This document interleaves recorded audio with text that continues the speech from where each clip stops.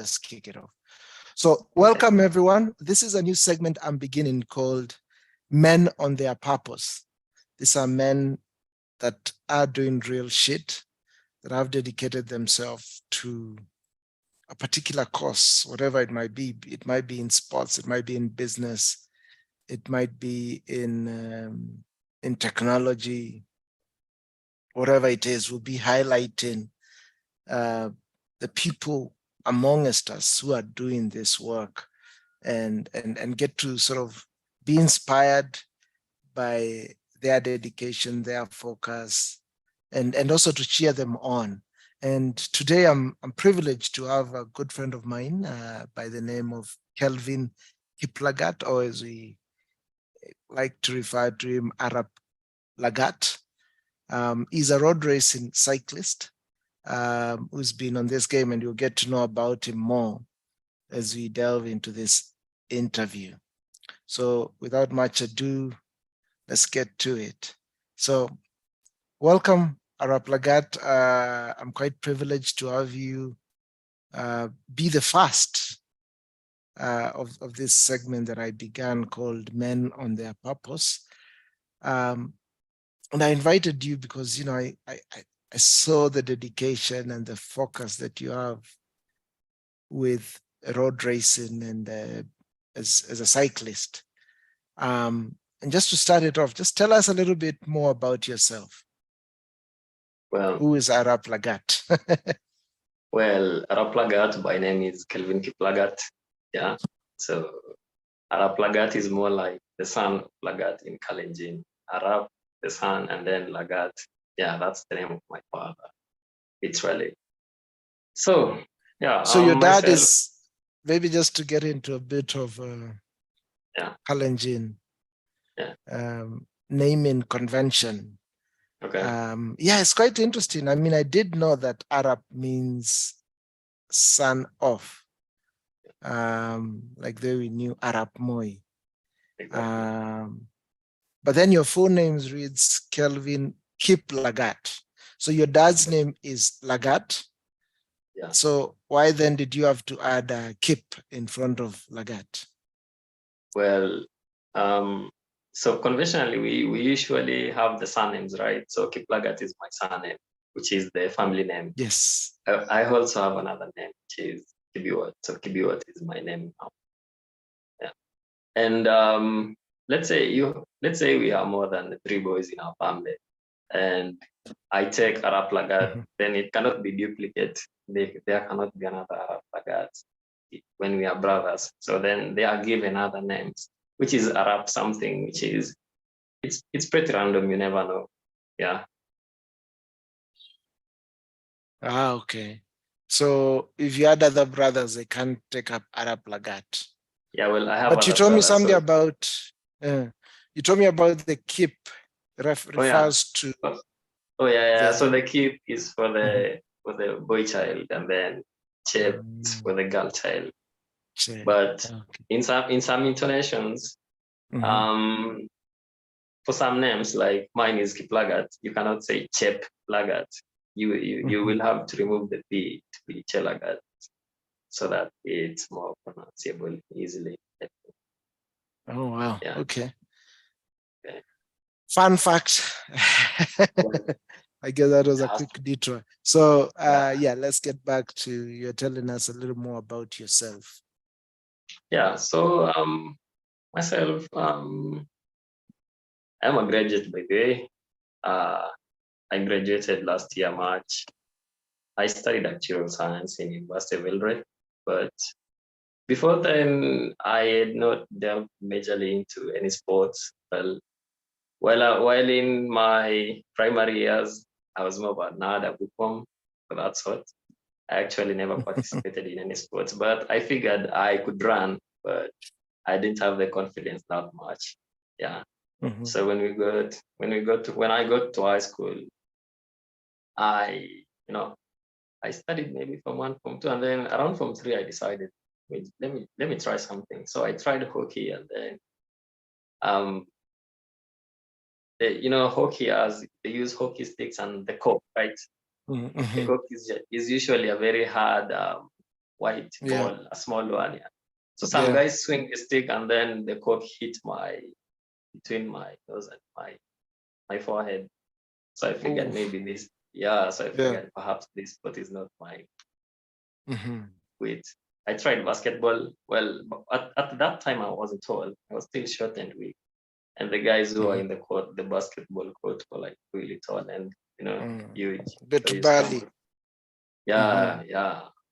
So I Mhm. tried a little bit and then I figured, let me just with this. Well, football was never my thing. I used to miss the ball very much. So yeah, I never even tried that much. So then I got to university, went through it, and well, this year, the whole of last year, I've been freelancing until now, of course. So around February this year, actually, it was around February 28th, I bought my first bike, which was it was a hybrid bike. I said I'll be using this bike for commuting and probably, going to the groceries because where I live from, it's a little bit far from the shops. So I said I'll use this bike to do that. So after maybe around 2 weeks, I never rode slowly.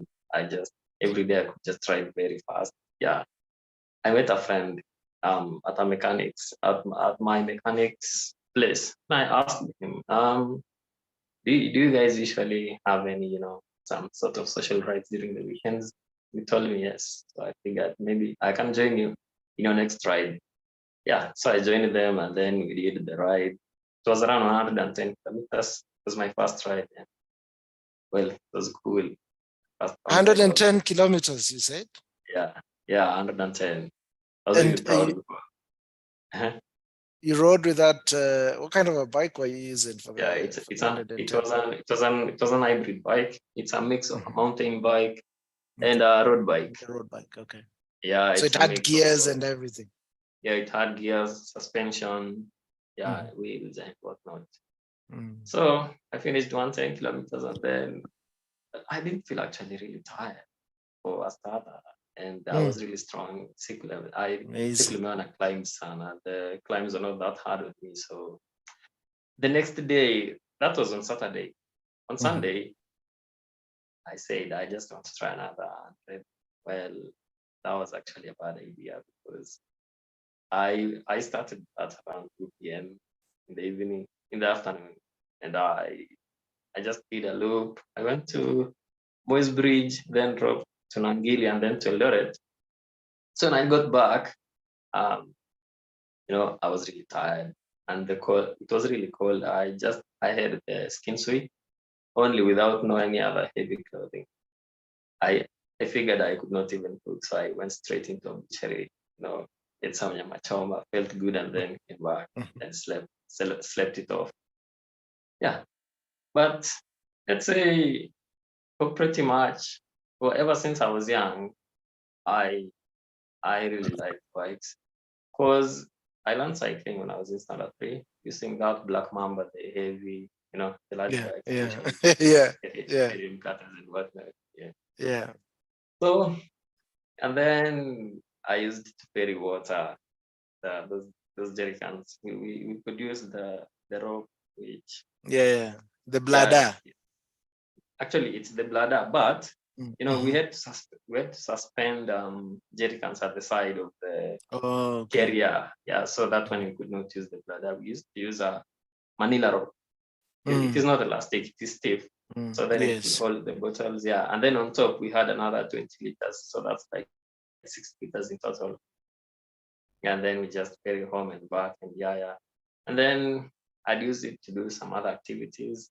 And my father would usually tell me, never ride slowly when you're on the road. So, well, I would take that advice for a few minutes.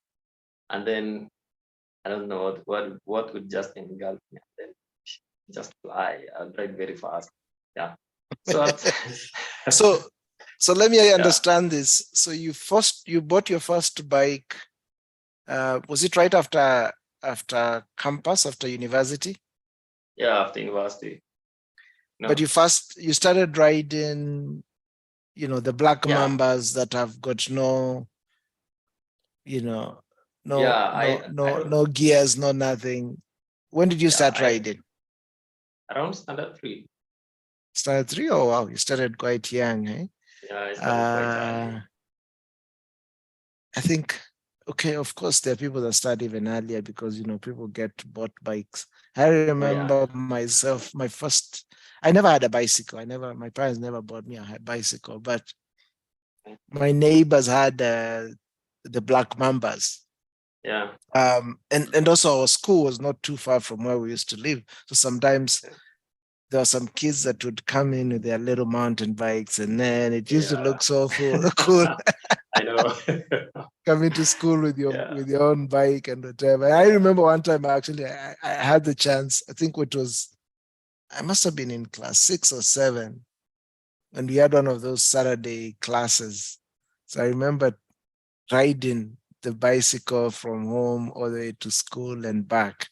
The Black yeah. Mamba one, man, and usually we used to ride around the estate, but sometimes you'd Yeah. get onto the main road, and and we used to live right in the middle of the town. Anyway, so Okay. that was good to get to know. Um, so so this has been a passion of yours. So, and how far back? How many years since you bought that bike from now? How many years have you been sort of riding more Oh, intentionally? oh yeah. So I think riding intentionally it has been around 8 months. Oh wow, okay. Yeah. Well, actually, let's say 7 months because the whole of March I was just riding here and there, with no targets. And then some guy told me, "Man, you look really strong. You can try. Yeah. You can try. Yeah, you can try racing. You can try training for racing." Yeah, and I figured this is something that I enjoy, and you know, I never procrastinate about it. If it's time to ride, I just get out, go Mhm. out. Yeah, yeah. So I figured, I really don't feel the need to push myself. Yeah, there are those things that you just do it, and you just you just do it. You don't know how it just comes. Yeah. So that guy told me, you could try. Then so the whole of April I was training, and then I did my first race in May, May this year. Okay, that was an event. It was my first race, and during racing we have the neutral zone whereby you are not allowed to speed off. You ride with other cyclists before you get the signal that you can blow. You can just go through. So then, before we finished Mm. the neutral zone, the guy who was ahead of me crashed. So when he crashed, and Mm. we are usually really close to each other during the beginning times, during the start times. So then when he Yeah, crashed, yeah, yeah. I You also see, crashed, yeah, with him, yeah. And then I got a you puncture, crashed with him. Okay. yeah. Then I got a Oh, puncture, so okay. yeah, I did not have the kit nor any spare tire, so I went back and then replaced my tire. Well, by then everybody was, So far away. yeah, as far as I figured. Well, I was about to, just sit and say this is over, but ah, I I got my bike and then I chased, and I think I went so hard.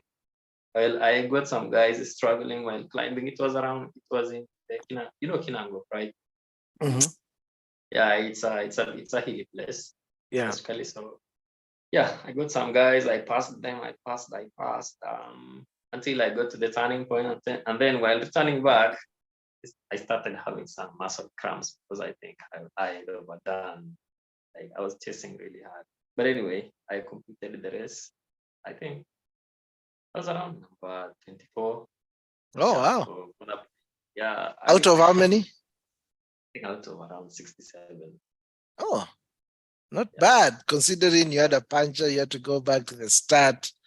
And yeah, these actually, guys already had quite a bit of a head start on you. yeah, I would have expected. Now, I wanted to actually ask you, we know most of the people that come from Rift Valley, particularly the area that you're in. By the way, where do you live? You live in Eldoret? yeah. I live in Eldoret, but I was born in Baringo, place born in Mogotio. Baringo. Okay. Yeah. Okay. Yeah. Yeah. I mean, a lot of, that community is known for long distance runners, the Kipchoge Keinos and a host of others all emanate from that locality. You decided to take a complete different tangent and went into Well, road bike racing. yeah. What was that? You said, were you good in running or no? And what Well, made you to really consider this path that you're on now? well, Because also it's a sport that I would also say it's very young in Kenya. We've had, yeah, the likes of Chris Froome, yeah, born in Kenya, educated in South Africa. I think initially competed under the Kenyan flag. And then I think must have been 2007, 2008 is when he changed to run under the British flag. And I think it's been a competition almost Kenya, South Africa. we were all claiming him. yeah. So what made you decide to take this path Well, compared to the well-known one of long distance runners? well, yeah. I think I'm good. Let's say I'm good in running, but I've never really tried that much. But I figured it when I was in primary school because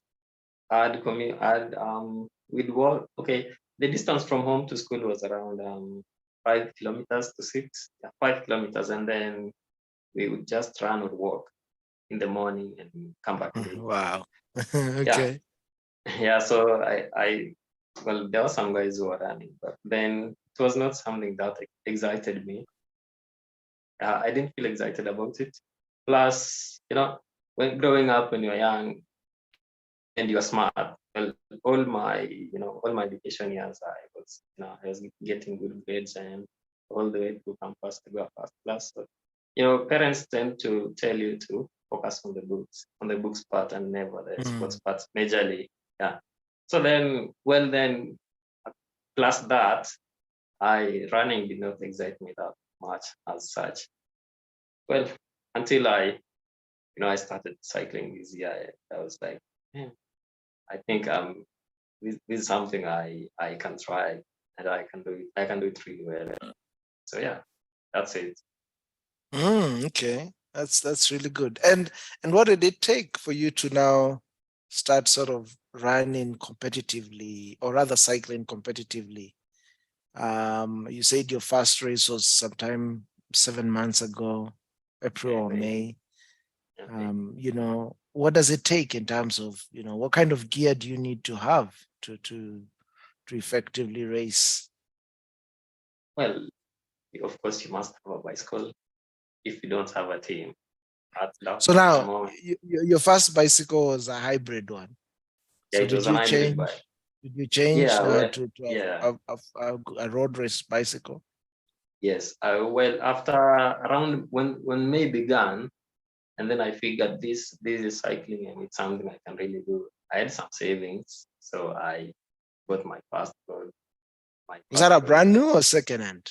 No, it was a second hand. I bought it Mm. for 40,000. It's a Oh between. wow. Mhm. Yeah, it's a Dutch maker. I think so.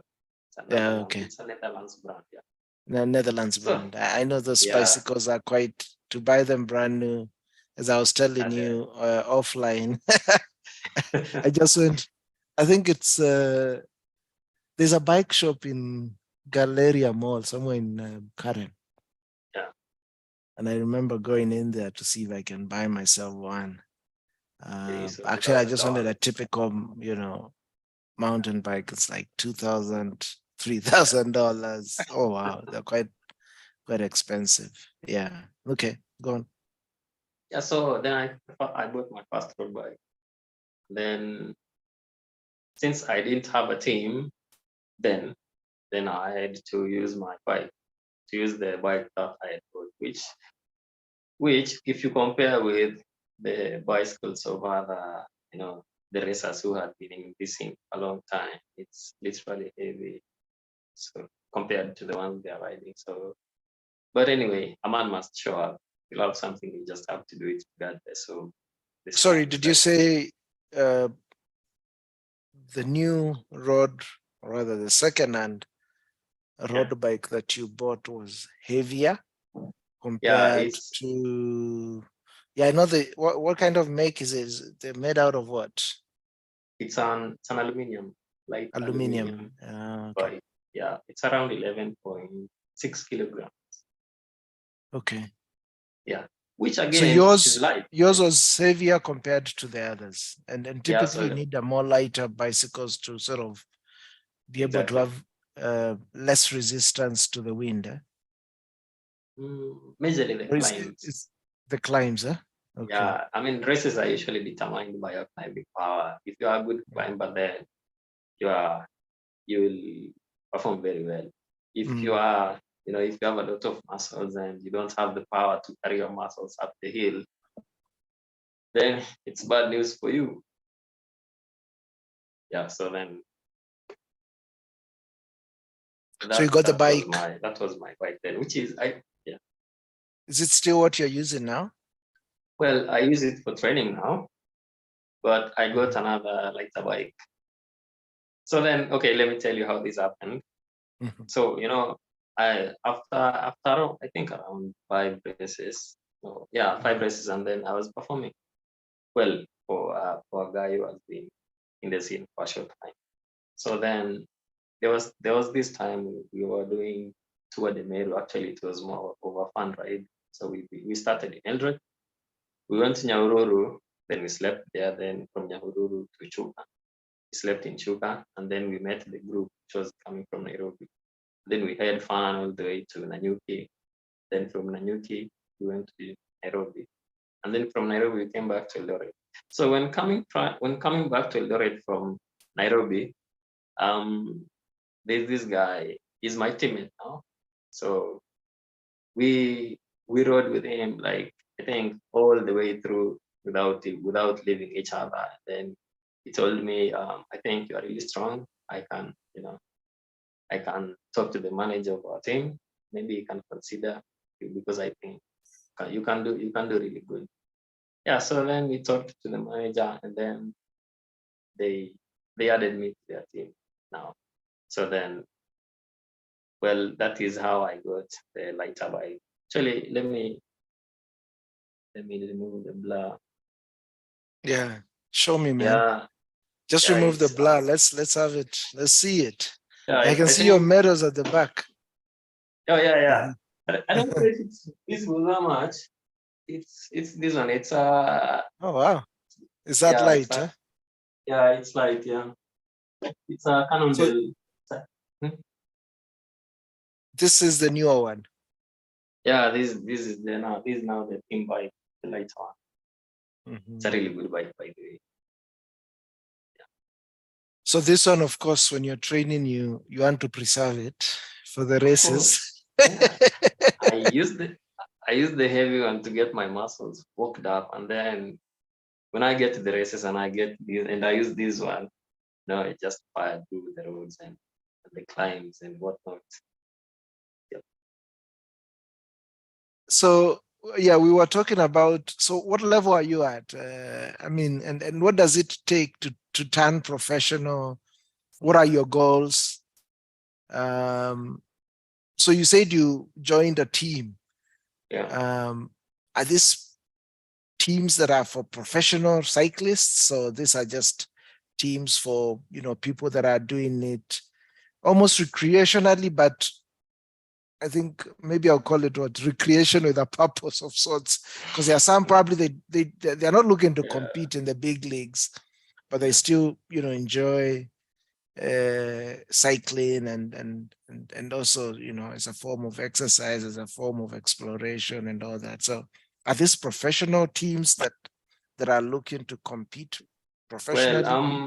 For my team, I can say that for now, okay, cycling is still a very young sport in Kenya. So my team is semi-pro. Okay, the many us, my teammates, okay, the team members of that team, we're not yet professionals, right? But we are I'd call ourselves semi-professionals because then I don't make money from the team right now. So I have to look for other ways to, to make money, feed myself, parents, whatnot, and then race, then train also. Yeah, but about our team, it's a subsidiary of a company in the UK, Dreammaker Sport Limited. Yeah, and majorly for now, as we are growing, its focus is to get sporting talents and offer them training and entry into training races, and then as we progress, we can do more. Yeah, perhaps on board sponsors and whatnot, because right now we don't have any sponsors. It is funded by our patron, the UK. Yeah. Yeah, that's Okay. yeah, So somebody in the UK is sort of sponsoring you. Was it through that patron that you got that new bike? Was it new? yeah, exactly. It was through him that I got this bike. Okay. Yeah, it's still new. Yeah. Okay. Which brand is that? The Cannondale sign-ups. Where is it from? Well, I don't know Cannondale is is which country's maker. I'm not so Okay. sure. So let me just Okay. yes. Yeah. So and what's the intention of the company or the Patreon of that guy? Is he sort of scouting to see if he Well, for can now, get some talent from you yeah. guys, or Well, for now, Mm. given that we don't have strong funding yet. So the main goal actually is to establish ourselves first, then establish the team, and then when we get the funding, then now can bring other guys. Yeah, a good number of them. But for now, yeah, I think we're around. We are four in number. For now, we are four in number. But as time goes by, as we get stronger, then can add in other guys. Can add in more other guys. So what major races are you looking at? I know you just went through the Rift Valley. There was a race that you guys participated in, and there's one that you're also prepping that will be happening in Nairobi. Of course, the races are good as sort of a practice ground of sorts, but which are sort of the major ones that you're looking to attend or to be part of? And do you usually sign up as an individual or you sign up as a team? And what's the Well, for now, purpose of the team? yeah. Well, for now, given that I have a team, I sign up as a team. We sign up as a team, So and the four of you. also, yeah, the four of us or those guys who are available at the time. Because given that we are semi-pro, at some point, some other guys won't be available because of errands or activities regarding their lives. Yeah, but about the races which I'm looking forward to, well, of course, there are the big races like the Cape Epic, which happens in South Africa. It's a mountain race, It's called what? and then it's a Cape Epic. Cape Epic. Cape, Okay. yeah, Cape in South Africa, and yeah, it's epic. It is really epic. I mean, Is that the biggest in Africa? well, literally for now, I can say yes. And then that is a mountain race, and then we have the Tour de Benin. Yes, I think it's Tour de Benin. It happens in West Africa. Well, that's another big event as well. And then when we come to Kenya, there is an event that is starting to prop up. It's propping up really fast. It is the Migration Gravel Series. I mean, people figured out that since we don't have very good roads for racing, I mean, we can just, nurture another sport whereby we do gravel racing. They use the Maram roads. Well, it's not mountain. It's mountain races, mountain bike races usually have very bad terrains, rocks, large rocks, whatnot. But for gravel racing, we just use gravel roads, the Maram road, and yeah. So that is one of the big events that is actually starting to come up really fast. So yeah, I'm looking forward to that as well. And our own Great Rift Valley Challenge is a big race. It is a big race. It's a very challenging one. And the one for next week, Grand Nairobi Bike Race. The Grand Nairobi Bike Race attracts a good number of professional cyclists because I think we'll be having cyclists from all over East Africa compared to the GRVC, which we had last 2 weeks ago, which it did not have that much of competition. But now the GNBR will be actually really competitive. So that is where you can test yourself and figure out how you can fare given a wider scope of competition. And as we proceed, maybe in future, get into the bigger cycling scene, maybe participate in bigger races abroad. Yeah, so tell me about so you've said in Africa there are two, the Cape Epic and the Tour de Benin. There is one here in Rwanda, by the way, Tour de Rwanda. Tour de Rwanda. Why did I forget that? That's a big one as well. Very big. It's a big one. I've seen a couple of Kenyans participate in, and I think they have won in those races. Are you looking also to participate? Of course. Really. So when do you get to a point where you're now recognized to participate on the sort of the global stages with the Tour de France and others? Well, actually, it's a process. You see, now if I get to the podiums of the Kenyan races really well, I perform really well on the podium of the Kenyan races, then eventually you get noticed, and then you get these opportunities now to maybe participate in other big races, maybe Tour de Rwanda, Epic, Tour de Benin, the Migration Gravel Series. And then as we proceed, hierarchically, then if you perform well in those continental races, then you go all the way to the top to Tour de France and La Vuelta, Espana, and other big leagues, yes. So on the recent one that you did, the Grand Rift Valley race, you were number 9. Yeah, I was number 9 on that one. What are you eyeing to on this one for Nairobi that you guys will be doing? And how long is it? Well, the one for Nairobi is 80 kilometers. It's short. 80. 80. That's short, eh?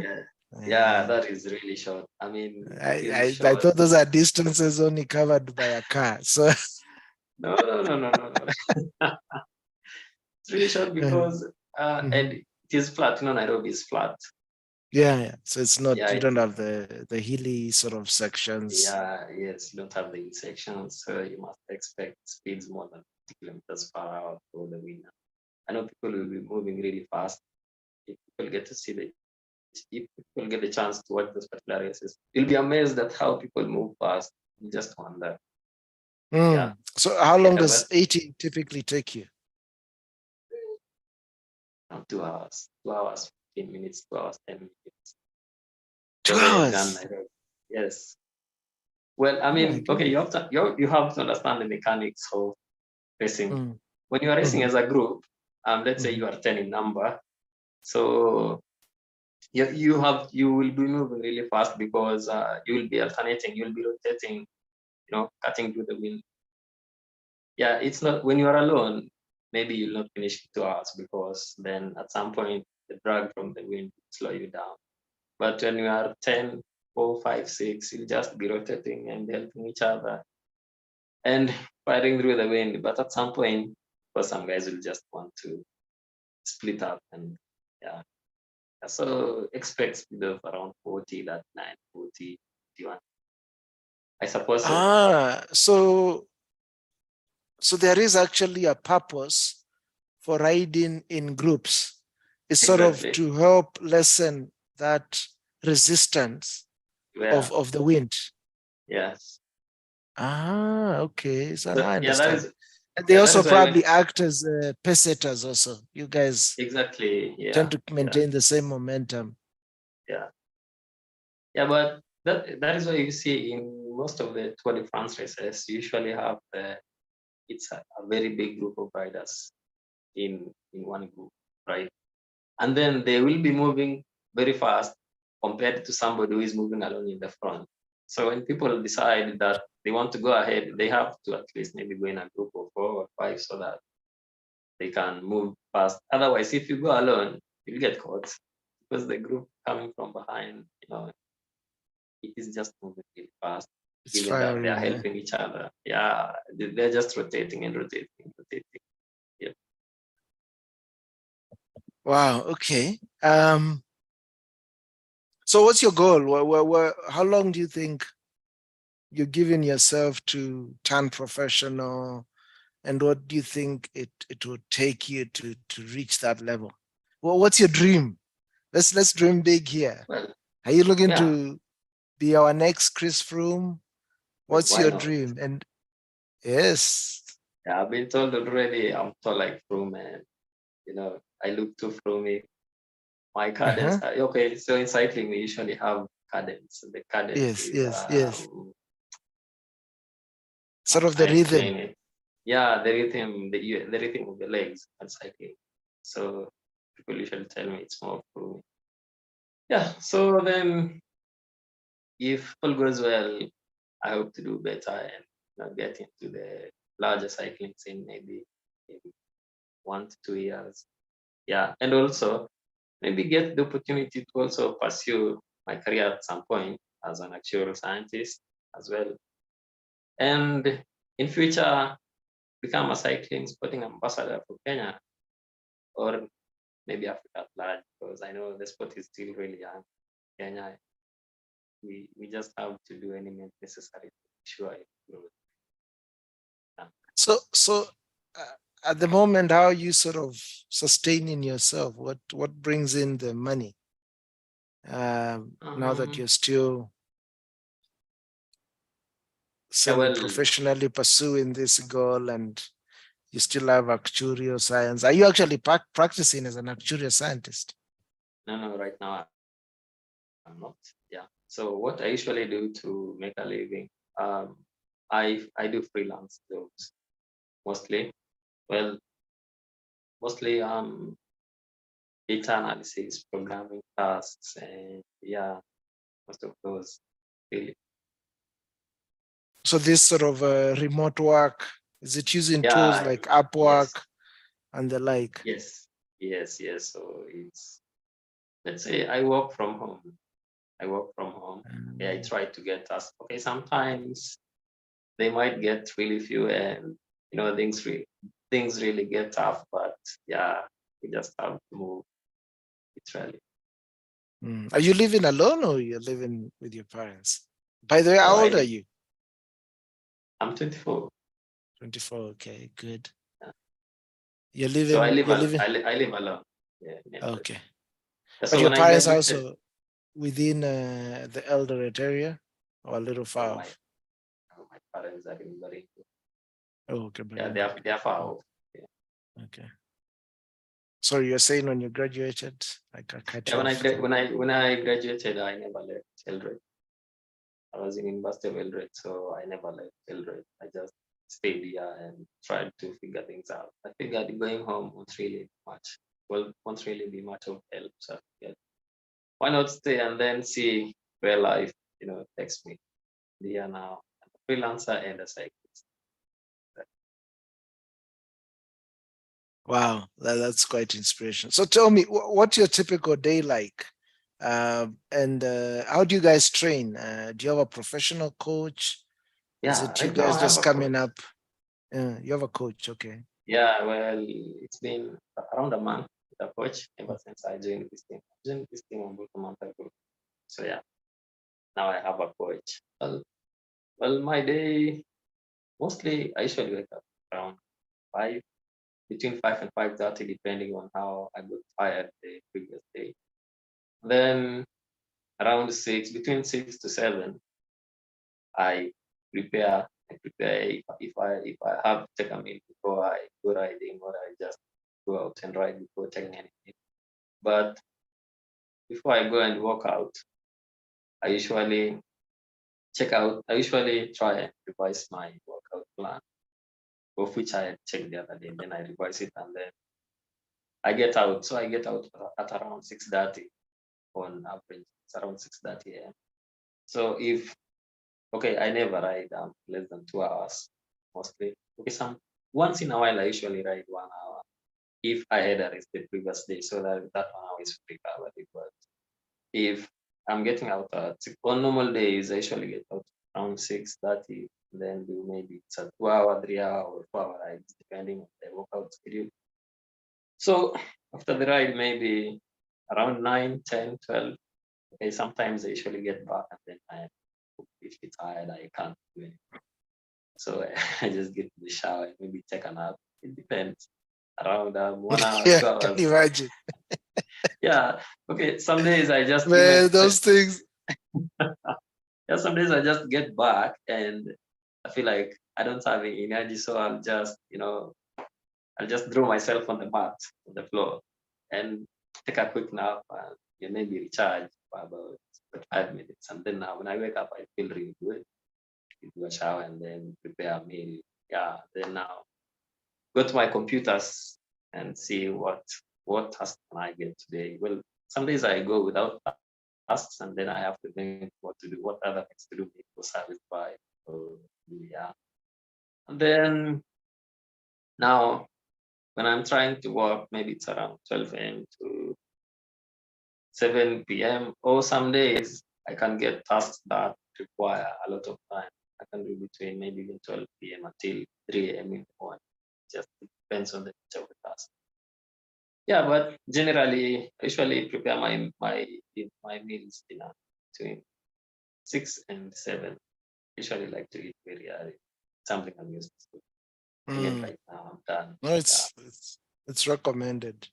Yeah. So every day you have to do a 2 hour, at least at a minimum a 1 hour, but 2 hours on average. Yeah. Every single day. That's 7 days a day. Well, 7 days a week. No. Or do you have a rest day? I have 2 rest days per week. Okay.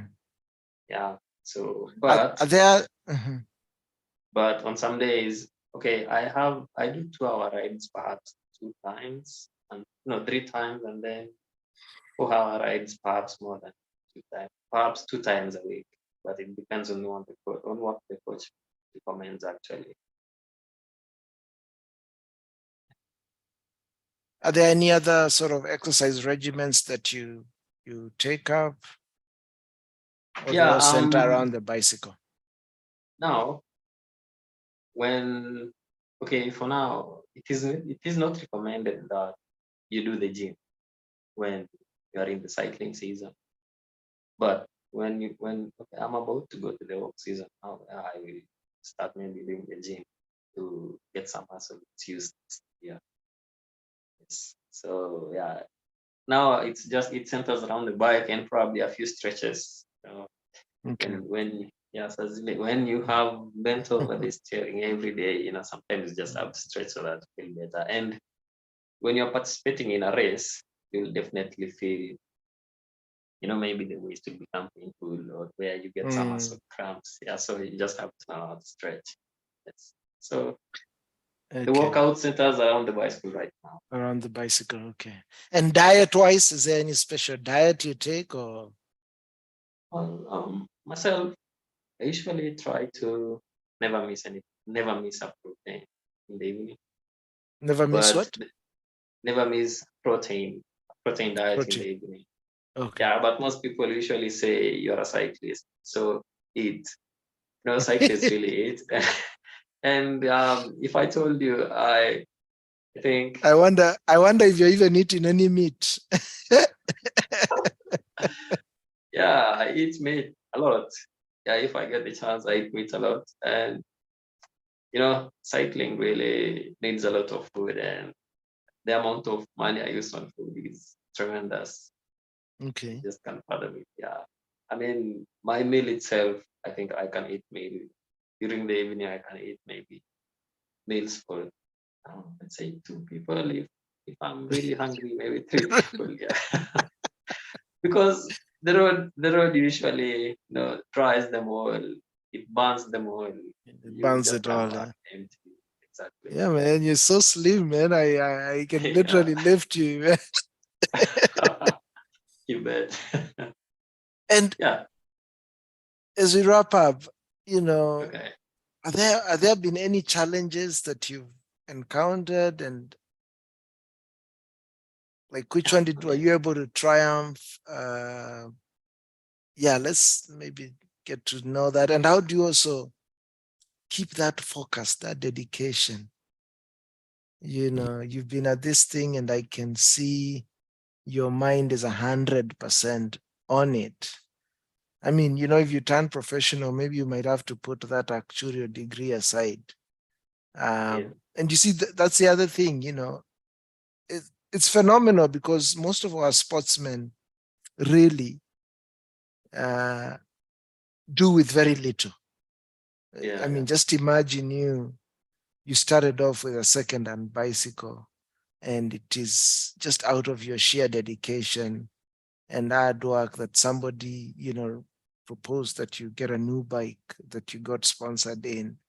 I'm sure much of what you're using, and I guess this is the inspiration. Sometimes it's not so much. I mean, if you had to imagine yourself as in comparison to sort of a European cyclist, them they have almost every gear Yeah. conceivable. Yeah. Um, but for you, you're having to rely on sort of hand-me-downs, if I may put it so, and sometimes even with very little. Um, Yeah. yeah, tell me about your challenges, how you've overcome them, and also how you maintain your focus. You know, there's so many Okay. distractions. The devices that we have all around us, the internet, the Yeah. TV, friends, and all that. How have you kept yourself? Yeah. Well, challenges. Actually, I usually think challenges never end. Yeah, part of the journey. Mm, I mm, mean, if you don't have the challenges, then your life will just be boring. Really, really mm, boring. mm, Yeah. So some of the challenges. Well, challenges. Most of the challenges I go through is actually finances. It it takes a toll sometimes because some days you want to go to 10 races and then you don't have the money to take you there. Maybe the fare, the accommodation, money for food. Maybe sometimes the bike needs servicing and then you cannot afford the spares. Yeah, but sometimes you just have to have some patience and then maybe things work out, or if they don't, you just have to wait until they work out really. Yeah, and perhaps when I started cycling, I crashed really a lot. I really crashed mhm, a lot. Well, it's not much of a challenge, but really it's a challenge that you have to go through before you get inducted fully.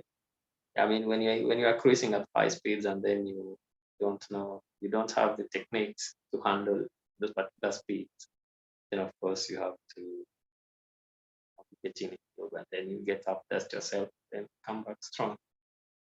Yeah, okay. Finance is the bigger challenge here, but all the same, we have to try. I have to try out and ensure I go out there. Well, on the other side, what keeps my focus? I tend to minimize distractions.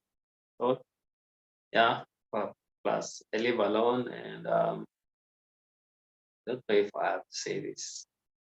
Um, this year actually I have not dated, so it's been a year whereby I have just focused on my energy has been by all along. Well, you are a friend to Andrew people, right? mm. So then maybe actually that's part of what inspired me not to waste my So energy on keep other keep the aspects. keep the women away, yeah, because yeah, Yeah, definitely that's a major. exactly. And for you Yeah, as a sportsman, you know, yeah. you'll You be can your you energy will just be drained. 100%. You know, it really drains energy. But yeah, I think we all know that it can drain energy a lot. So what keeps my focus on? Well, I had this one thing that if you love what you are doing, then you will never have to work for the rest of your life. Yeah, so then I just wake up and then I know I have to train today. Just go out there, do my part, and then come back. Well, I won't think of the end of the. Of course, I know at the end I'll be tired, so I try not to think about that. Just go, and then when I come back, I'm tired. Okay, I've done something, and I'll be happy. Then, yeah. So I think that's pretty much it. And perhaps maybe getting to do good in the future, because I know at some point I'll have to, maybe inspire somebody. Maybe there'll be somebody who wants to join cycling. Then I'll have to advise them, which of course right now I do it. There are some new guys, the young guys who asked me these and these and these and these. I mean, some guy the other day was telling me, I think my bike is heavy and I can't climb fast. And I told him, effort is effort, my friend. The same effort you use on that, that heavy bike, the day you'll get the lighter bike, you'll just use the same effort and then you'll be faster. So keep doing what you're doing. It all goes well, then it all goes well. Because I know people recognize effort. If you work hard, people will just see. I mean, so what I can say, I think hard work actually good. Yeah. Because I mean, how else could I have put in maybe this lighter bike now and then go to this? So yeah, the fact that you have to think the future is going to be good and appreciate the journey with the challenges in it. It all works out there. Oh wow, that's amazing. So appreciate the journey. Just keep your eyes on the ball. But are there some such certain techniques? Maybe sometimes you wake up and you don't feel like it. Sometimes you wake up, you're tired. Sometimes you want to reach out to. Yeah, some days. How do you ensure that your mind, keeps to you? Do you have like a routine that you follow? You said you wake up at 5, 6:30, you're on the road, you're back, you probably take a quick nap, then you're at work. Are there certain things you've put to ensure that you don't either fall prey on temptations, distractions, and the like? Well, really,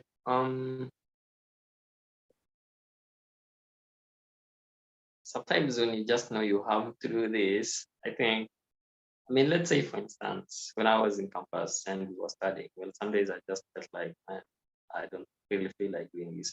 Well, I just maybe go and like what I do now. I feel tired. I'll just maybe sit on myself, think like 5 minutes, 10 minutes. Then, yeah, when you try to think something through, then you'll eventually convince yourself to get up and walk and walk.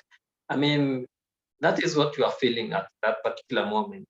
If you felt like, man, I'm not going to do this, then that is what you're feeling at that moment. You don't know what you're going to think and feeling about in the next 5 minutes. So if you just sit it out and wait, then you just convince yourself to get up and go out. But before that, then don't actually do anything else. Just sit and wait. That is what I do. I mean, sometimes I usually get maybe when I'm working, I usually get past maybe that I barely know anything about. So I go through them. I feel like this is really heavy and hard, and it seems like I can't do it. So I just get up, maybe go and sit down and maybe place my head or I don't know my mattress or something. Stay quiet for around 3 minutes. After 3 minutes, I just come back and then I try again to try and figure out how to do this. Yeah, so actually I figured it out. Silence. Just go sit quiet and then try and think.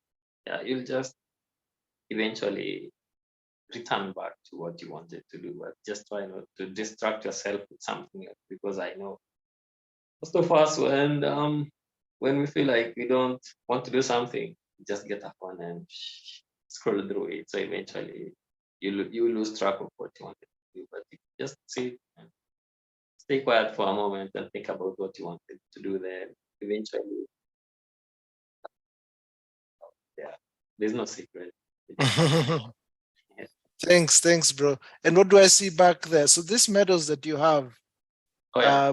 For which races, if you can tell us? Well, this one was for the Maravian road race.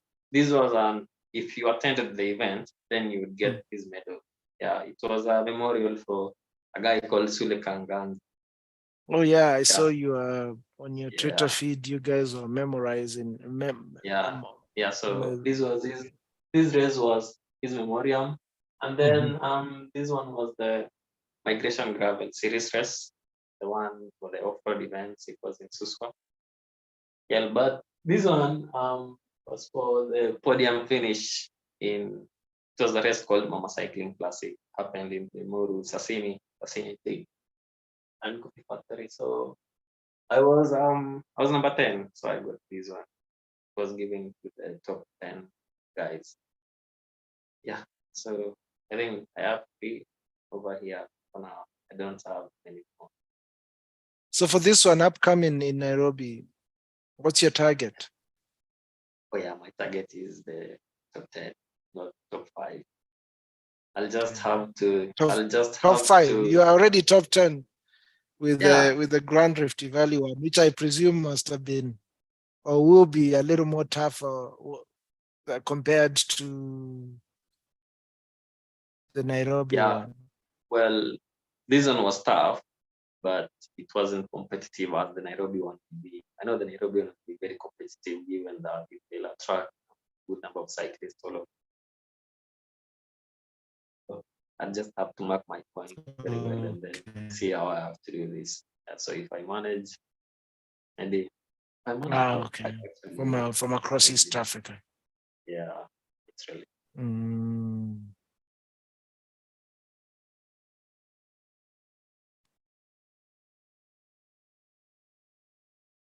Can you hear me?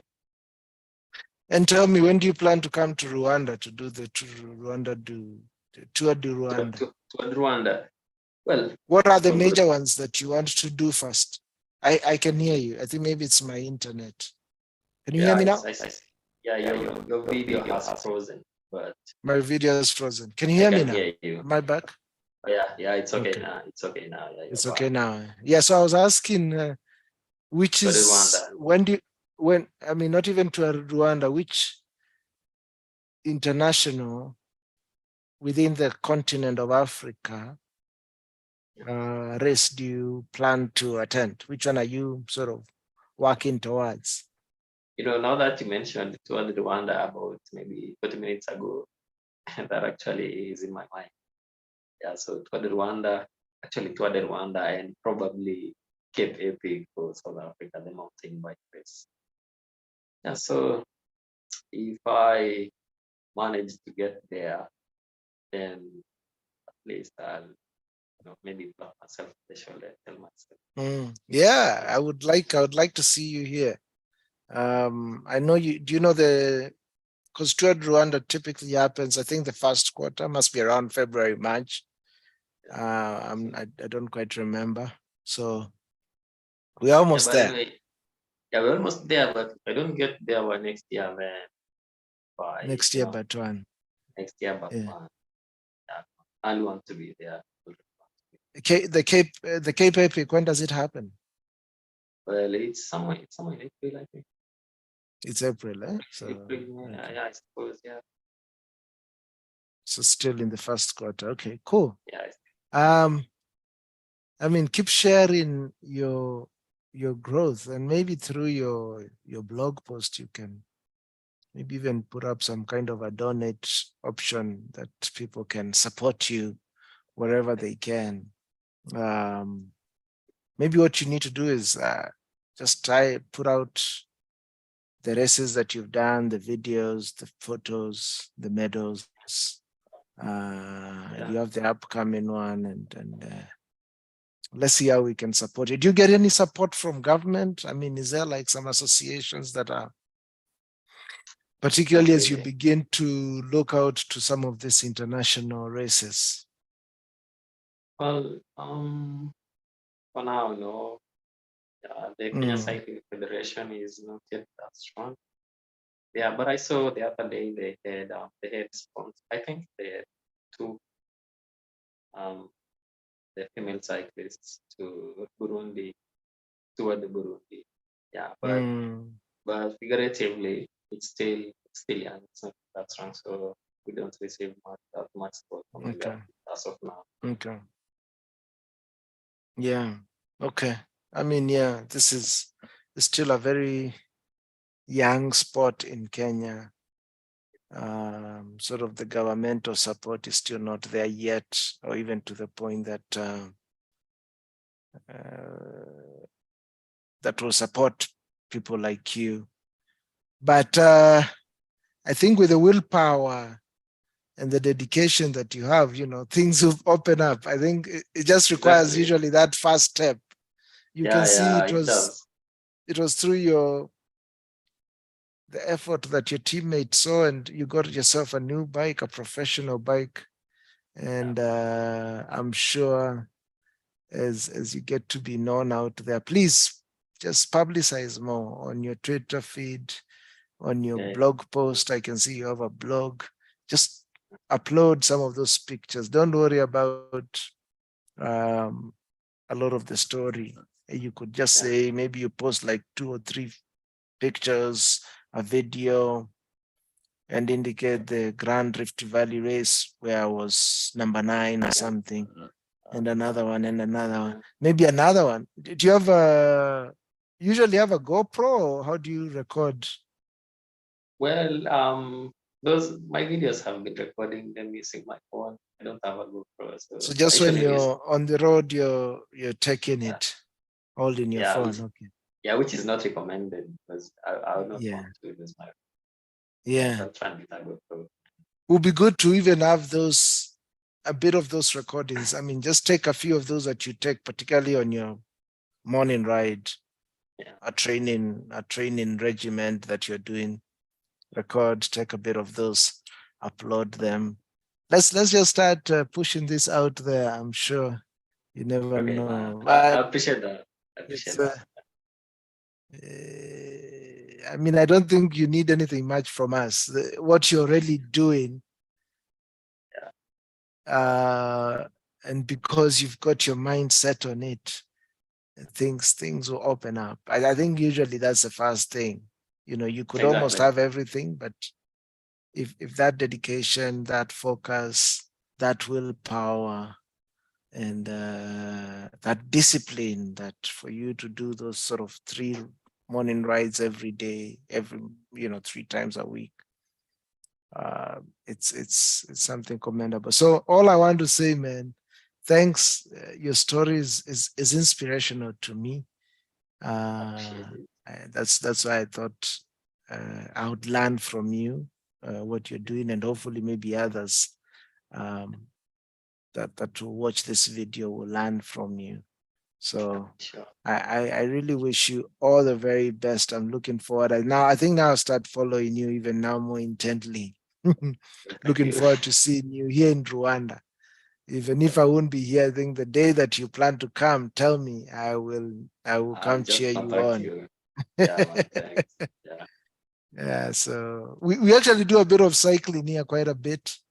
I've been having quite a struggle going up those hills. There does seem to be quite sort of a grassroots passion for cycling in Rwanda. And you can imagine some of these people, they ride those black mambas with no gears, no nothing, up those hills. And sometimes they are carrying crates of beers, bananas. I have seen clips of. You've seen those clips? These guys are some carrying crazy. bananas, descending, like crazy. Going down the hill. Exactly. That's some adrenaline on some other level. I'm sure these guys, if they get a professional bike, having ridden just black mambas, it will be sort of a walk in the park for them. Oh yeah. That's why there's quite a group of talent here. But I'm seeing also the same in Nairobi, with even if people are doing it recreationally, it is gaining quite it's gaining momentum. Those monthly cycling campaigns that happen every once a month, I think in Nairobi. The clubs that people form and people are able to ride out of town and, all those things that you were telling me. So man, thanks. I don't know if there's anything I may have missed that you want to share with us before we close. Well, not much, but if maybe if NTSA is listening, probably we could champion for cycling lanes, because we cyclists usually get harassed by vehicles and trucks in these roads so much. I mean, I know a good number of guys who've been hit, and it's really risky. Some are hit and runs, maybe some are hit, and then since there's a crowd, the car will shield the cyclist cannot run. Yeah, and maybe, yeah, and that aside also, if there's someone out there who feels like they're stuck, just do what you have to do. It all works Do out in what the you end. Yeah, Really. most definitely. Most definitely. Most definitely. I agree. I mean, I think, figure out maybe how you join that association of Kenya Cyclists, even if there's nothing to it. It could be an opportunity to share some of those concerns, having cycling lanes. I know some of Yeah. that group that organizes those monthly cycling runs in Nairobi. I've actually been working with the county of Nairobi to start pushing quite a bit of this so that cyclists are Okay. recognized. Even, I think, and probably they're trying to work together also with motorcyclists, but motorcyclists sort of, for them, they could more or less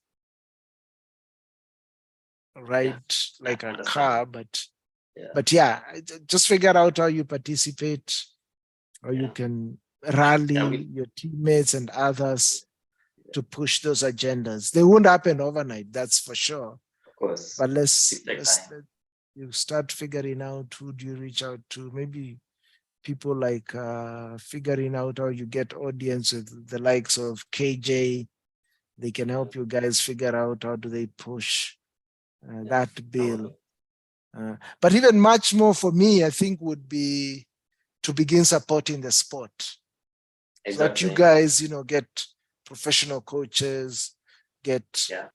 the gear, you get, sort of funded to pursue some of this, both major local races and international ones within Africa and wider. So, yeah. Okay, man. I know. Yeah. Thanks Well, a thank lot. I you. appreciate. Thanks for your Yeah. time, man. I really appreciate. This is the first one of Men on Yeah. Well, Purpose, and I mean, I I just want to say, appreciate it.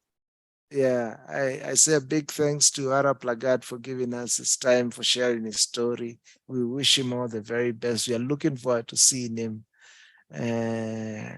dominating on these local and international races. Hopefully, we are looking forward to seeing him on Tour de France. I think that's sort of the pinnacle. Is it? Yeah, that's the pinnacle. Yeah. So I appreciate it. Yeah, yeah. I'm really rooting for you, and I'm sure there are many other people that are looking at your journey and wishing you all the very best. So, keep pushing, brother, and Yeah. looking forward to seeing more of your story. Maybe as you do more, we'll do another round of interviews Yeah. to celebrate those milestones as you progress. Yeah, it will be great actually. And being Mm. the first one in your series, and I Mm. say it's an honor. So yeah, thank you so much, and I wish you the best as well. Thanks, brother. Thank you. Okay, good night, bro. Take care. Thanks, man. Yeah, you too have a nice time. Okay.